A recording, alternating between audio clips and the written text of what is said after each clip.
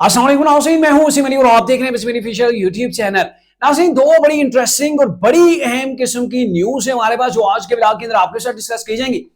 एक तो यह कि सहाफत, आपको पता है कि ये एक बड़ा फरीजा, एक बड़ा मनसूब होता है, लेकिन पाकिस्तान के अंदर कौन लोग साफी बन गए हैं और ये साफी क्या गुल खिला रहे हैं। मैं आपको बताऊंगा कि साफियों की नंगी गालियां दो रोज से सोशल मीडिया के ऊपर गर्दिश कर रही हैं और जब वो मैं आपको प्रूफ दिखाऊंगा, सबूत दिखाऊंगा, उसके बाद आप अंदाजा लगा लीजिएगा क्या ये लोग साफी हैं। और जब फिर कानून नाफिज करने वाले इदारे या फिर कोई इनके खिलाफ केस करता है, जब वो हरकत के अंदर आते हैं, तो फिर ये होता है कि ये रोना पीटना शुरू हो जाते हैं। साफी तंजीमें जो है वो चीखना शुरू हो जाती हैं कि आप इज़हार राय की आजादी के ऊपर पाबंदी नहीं लगा सकते। जब इनको उठाया जाता है, इदारे अपनी गिरफ्त के अंदर लेते हैं, तो फिर ये साफ्ती कार्ड खेलना शुरू हो जाते हैं। इनके क्या करतूत हैं ये मैं आपके सामने रखूंगा और फिर आपने फैसला करना है क्या ये लोग साफी कहलाने के काबिल हैं और साफत का काम किया है, ये आपने जो वो तय करना है। दूसरे नंबर के ऊपर जो खबर है वो ये है कि इमरान खान साहब ने जेल के अंदर से एक आर्मी चीफ के लिए पैगाम भेजा है और पैगाम क्या भेजा गया ये भी आपको बताएंगे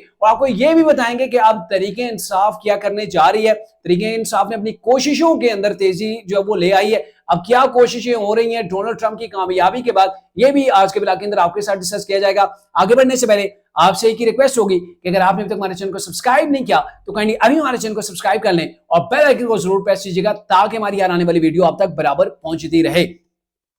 नाज़रीन, पाकिस्तान के अंदर सहाफत का कोई मेयार नहीं है। यहाँ एक सहाफी होगा, उसने एक पार्टी को पकड़ रखा है, दूसरे ने दूसरी को, तीसरे ने तीसरी को, सब अपनी अपनी पार्टियों का जो है वो चूरन बेच रहे होते हैं। और अभी रिसेंटली जो 2 रोज से सोशल मीडिया के ऊपर एक्टिविटीज हो रही है, बड़ा ही शॉर्ट सिंपल मैं आपके सामने रखूंगा कि ये लोग क्या सहाफत करने के काबिल हैं, क्या ये सहाफत कर रहे हैं या फिर जो वो इतनी नंगी गालियां देने वालों के खिलाफ जो वो क्या एक्शन होना चाहिए। मैं आपको छोटा सा सिंपल बताता हूं, वो ये है कि अभी डोनाल्ड ट्रंप जो है वो कामयाब हुए अमेरिका के अंदर और डोनाल्ड ट्रंप जो जब कामयाब हुए तो कमला हैरिस जो उनकी हरीफ थी, उन्होंने डोनाल्ड ट्रंप को जब वो कॉल करके मुबारकबाद दी है, अपनी शिकस्त को तस्लीम किया है। और बड़ापन इसी को कहते हैं कि जब भी कोई लीडर जो वो हार जाता है तो वो जीतने वाले का खैर मकदम करता है, उसको कॉल करके उसको मुबारकबाद देता है। अब ये हुआ कि पाकिस्तान के अंदर भी बिलावल भुट्टो साहब ने, चाहे वो इख्तलाफ करते रहे पहले माजी के अंदर डोनाल्ड ट्रंप से या फिर उससे इतफाक करते थे, लेकिन जब वो कामयाब हो गए तो इन्होंने डोनाल्ड ट्रंप को मुबारकबाद दी। अब इसके ऊपर ट्विटर के ऊपर उन्होंने मुबारकबाद दी तो आ गए जी मैदान के अंदर, तरीके इंसाफ के साफी मैदान के अंदर कूद पड़े।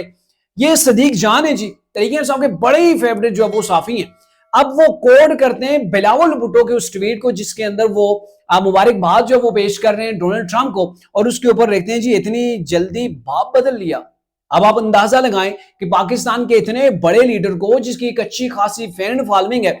लाखों लोग बिलावल भुट्टो के पाकिस्तान के अंदर चाहने वाले हैं, और ऐसे लीडर को आप जब वो ट्विटर के ऊपर लिख रहे हैं आपने अपना इतना जल्दी बाप बदल लिया, इट्स नॉट मीन कि कोई बाप बदल रहा है। जब कोई जीत रहा है तो ये आपका इखलाकी फर्ज है कि आप उसको मुबारकबाद दें। अल्लाह ने किसी को अगर इज्जत दी है ना तो उस इज्जत को एक्सेप्ट भी करना चाहिए। लेकिन ये सदीक जान साहब लिख रहे हैं और ये आप मुझे बताएं क्या ये सहाफत है, क्या ये साफियों की जुबान है? और ये जो जुबान इस्तेमाल की जा रही है, मुझे तो नहीं लगता ये कोई साफी ऐसी जुबान इस्तेमाल कर सकता है। पूरे कचरे से उठ के इंतहाई जाहलियत का जो वो जाहलियत के डब्बे में से निकल के कोई अपने आप को अगर साफी कहता है तो मेरे ख्याल में वो साफी कहलाने का काबिल नहीं है। और साफ्ती तंजीमें जो सोई रहती हैं और उस वक्त जागती हैं जब इनको उठाया जाता है, इनके खिलाफ कोई मुकदमा बनता है, तब उनकी चीखों पुकार शुरू हो जाती है। लेकिन उनको कम से कम अपने एक रूल जो है वो तय करना चाहिए,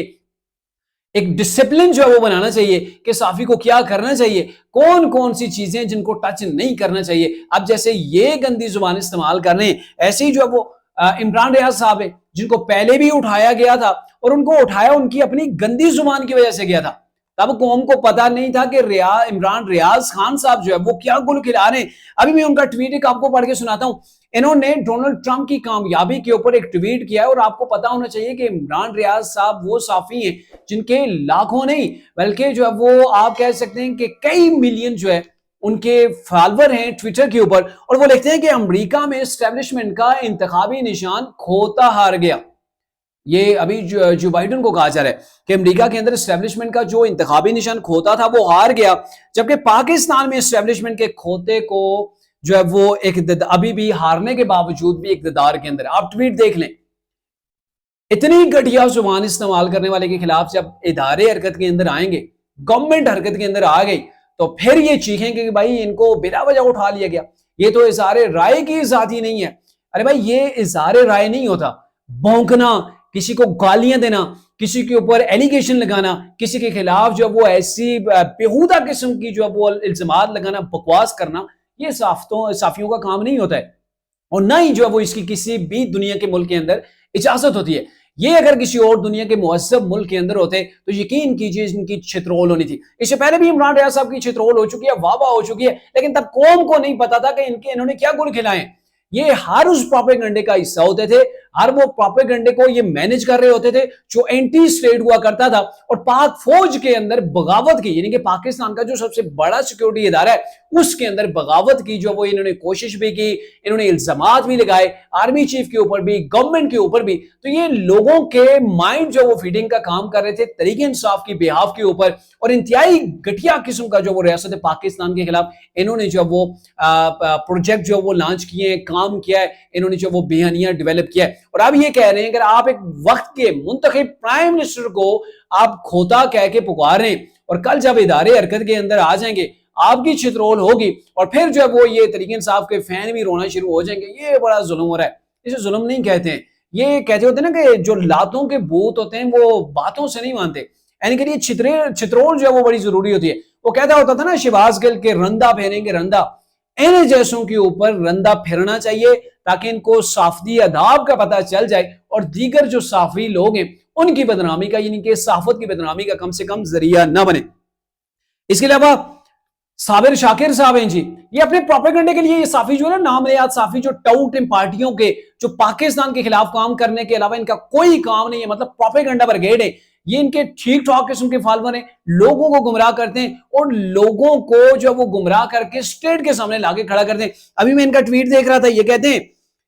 ये कह रहे हैं जी सोचने, बोलने, सुनने, लिखने पर पाबंदी, ना ही रोजगार के मौके, ना ही रियासती तहफ़्फ़ुज़, शक की बुनियाद पर 3 माह के लिए गिरफ्तारी और जमानत का हक भी नहीं, इलेक्शन मैंडेट पे डाका, इंसानी हकूक सल्ब, आइन और निज़ाम इंसाफ का कत्ल, फौजी सरबराहान की मुद्दत मुलाजिम में गैर जरूरी इजाफा, अदलिया पे सियासी व अस्करी कब्जे, और सुप्रीम कोर्ट और हाई कोर्ट में जजेस की तादाद में रद्दोबदल, ये तमाम पाकिस्तानी और पाकिस्तान की सालमियत और बका का मसला है, निकलो अपनी खातिर।